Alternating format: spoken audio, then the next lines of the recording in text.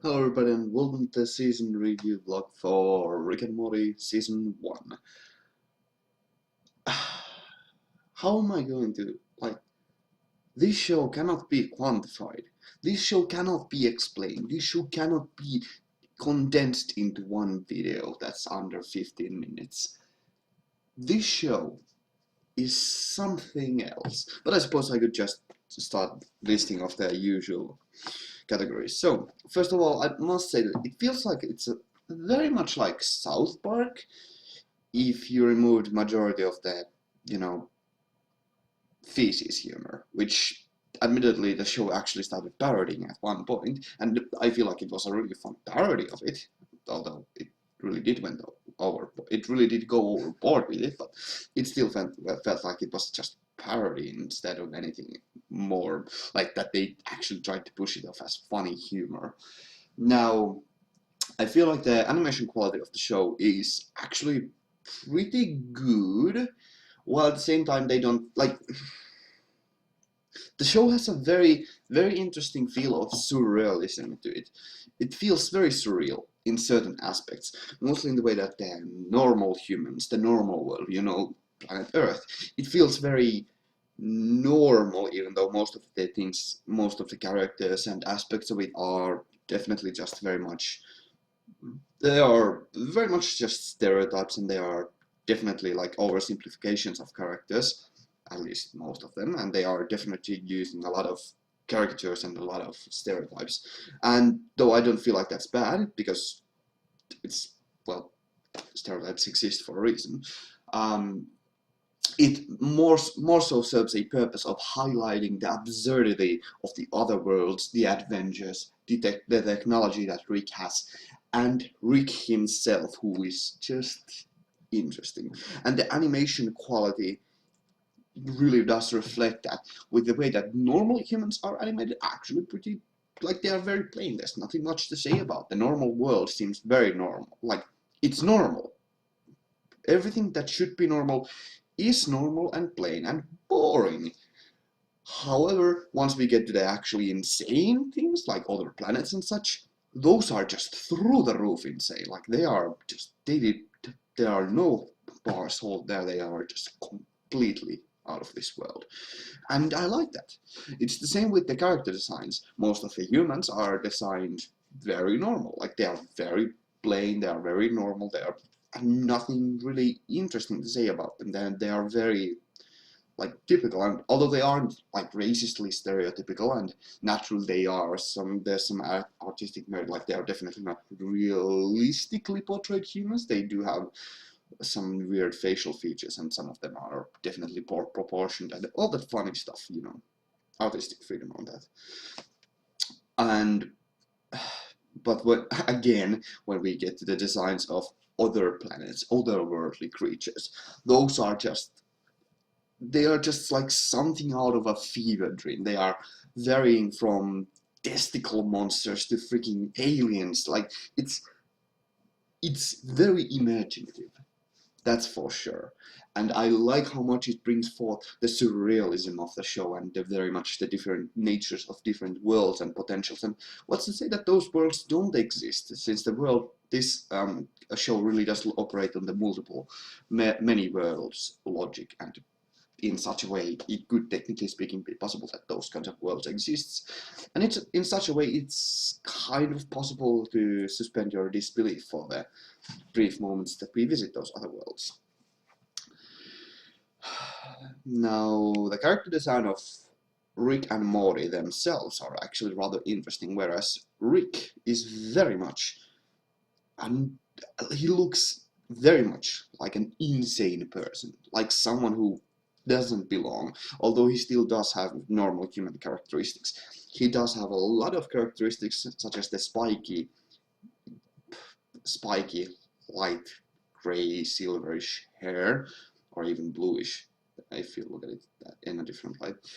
And it's not exactly that unrealistic, but it's a bit uncanny, and that certainly is portrayed a lot in his, like, that again supports the main theme of the show, I feel. And it's reflected very well by Maury. It's a very interesting duality in the show, that there's Rick representing the absurdity there, very much the wide variety of potential in the world and the insanity, while we have Morty, who very much portrays the mundane, the everyday, our world, the boring, plain stuff that our world is usually composed of, or what we see. And that very much is the whole story condensed, even though that's far too simple, but that's far not too much of an oversimplification for it. Yeah. Then let's talk about sound design, because it's one of the shortest departments to talk about. So, I must say the main voice actor who does quite a lot of the voices, not including Rick and Morty themselves, he does a fantastic job of having very different voices, while at the same time making it a parody how little he changes his voice in some situations. I really do like that kind of aspect, because it feels uncanny, which again supports the show. And at some moments it's really freaking insane and fourth wall breaking to hear him talk to himself in some situations, which I like, and again supports the show. The main theme is so well supported by just about everything in the show. However, it's not exactly spectacular voice acting.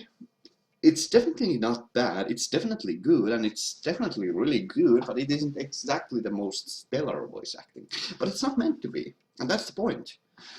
Although there are some notable voice actors who are actually really freaking good.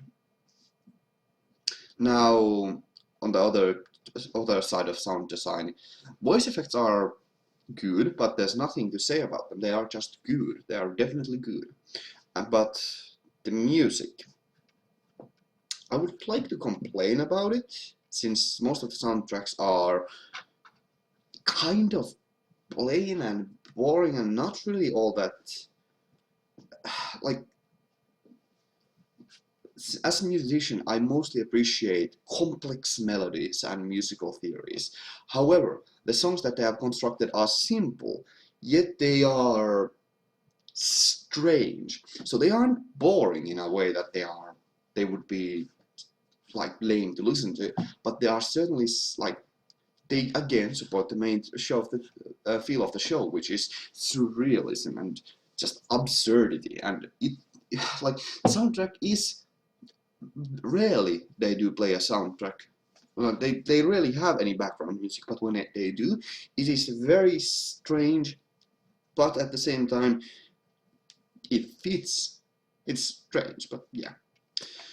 Then let's talk about the story. Now, the show follows very much an episodic format, though it does have a little continuity between the episodes, which I do like. I like my continuous stories. However, it really just focuses on the continuous story without, I mean, the episodic format, without actually having that much character development. It does have some, which I do like, but it doesn't really focus on it that much. But it definitely is a supporting theme, especially on the side of Morty, who just starts to slowly develop as a character, and I do like it. However, the episodic format is amazingly well paced. It's very fast, it's very wacky, and it's very loony. I do like that kind of thing because it very much, again, supports the absurdity of the show. Now, one of the interesting things that the pacing brings with it is, since it moves forward so fast, and it doesn't let you any time to focus on that, or it does, but it doesn't let you that much time to focus on the actual events that are going on, though I kind of circumvent that with the pause button. It makes it so that you can easily push forward with the show, and you don't start to think how absurd these things are, and you just accept them at face value, because you don't have time to dwell on these things, but rather you need to keep going on. And again, that supports the absurdity. You are just like, oh hey, look, testicle monsters. And since it passes by like in 5 seconds, you're just like, okay, I suppose I have to just accept that, and you don't have to, and you can think about it. And that's the point of the show. It's not meant to be like something where you think too hardly about it, Although at the end of the episodes you are left wondering, what the heck did I just watch? Which I feel like is the main point of the show. It leaves you wondering about things, even though it doesn't want you to think about them during the episodes themselves, but rather it wants to go through the story quickly. It doesn't even provide that much social commentary, because that's not the point. That's definitely not the point of the show, which I actually do like. It doesn't try to sound preachy, but rather it tries to portray story and make you think about things without trying to enforce an idea. Although it does have some messages, but I kind of actually place them as satire and joke parodies. It's really kind of interesting in such a way that it's a show that involves feelings and thoughts, but it doesn't try to manipulate them. And it might even be coincidental that it evokes some thoughts. And finally, let's talk about the characters, because holy crap, most of the characters are actually really simple. They are very much just stereotypes, they are very simplistic, and that's just completely fine, because that's their point. For an example, let's take Morty, who is... I'm not exactly sure whether they really meant it as I interpreted it, but he seems to be actually retarded. You know, like, not as an insult, but he does seem like he has some mental retardation. Not to any severe degree, nothing like major, but that's what it feels like. Although that might just be me looking too closely into it. However, that's not to say that he's like... I'm talking about I should probably edit that out. But that's like, his point is that he's a very simplistic character. He is a simple man. However, he also does develop a bit, and he certainly has went through a lot. While I do feel like the main character of the show is definitely Rick, because holy hell, he is definitely the single force that carries the show forward, because his gizmos, his adventures, his ideas, they are everything that starts, like, they always start the plot, or they drive it forward, they make it insane and amazing to watch. And he is an absurd character, and interesting one at that. Like, I absolutely love his character, even though I would classify him as insane, but just as an interesting character. Like, he's insane, but not dangerously so. Or at the very least, he's insanely intelligent. It's very interesting to follow him. And yeah, this has been a simplistic version of it, because like, there's naturally more to talk about it, from the parodies to the satire to the conversations to the dialogue to the symbolism to the extreme effects of some of the visuals and the ideas behind all of it. The show has a tendency to take a lot of mundane, used cliches and tropes and plots and turn them insane. And I like that fact, because it certainly makes it unique. And that's why I feel like this is an amazing show to follow, even if it is a bit brain melting. So, with that out of the way, I'm gonna move on to season 2. So, thank you all very much for watching. It has been my greatest pleasure. So I hope to see you all in the future. Have a great day, stay awesome. Gotta move out.